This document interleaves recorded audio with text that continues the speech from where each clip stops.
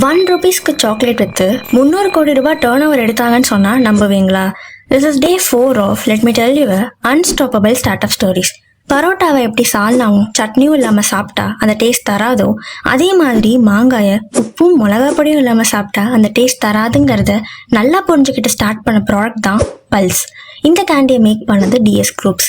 டிஃப்ரெண்ட்டாக ட்ரை பண்ணணும்னு நினச்சி மார்க்கெட் ரிசர்ச் பண்ணுறாங்க. அதில் நமக்கு மேங்கோ எவ்வளோ பிடிக்கும்னு தெரிஞ்சுக்கிட்டு அதோட காம்பினேஷனை கரெக்டாக புரிஞ்சுக்கிட்டு mango candy with little bit of மசாலான ஸ்டார்ட் பண்ணுறாங்க. லான்ச் பண்ணதுமே பல்ஸ் சாக்லேட்டோட டேங்கி ஃப்ளேவர்னால இன்ஸ்டன்ட் சக்ஸஸ் ஆகுது. இவங்க சக்ஸஸ்க்கான 3 things. First, easily access. Wide டிஸ்ட்ரிபியூஷனால எல்லாத்துக்குமே ஈஸியாக கிடைக்கிற மாதிரி பண்ணுறாங்க. Second, pricing strategy. எல்லாருனாலையுமே அஃபோர்ட் பண்ணுற ப்ரைஸிங்கில் கொடுத்ததால சேல்ஸ் இன்க்ரீஸ் ஆச்சு.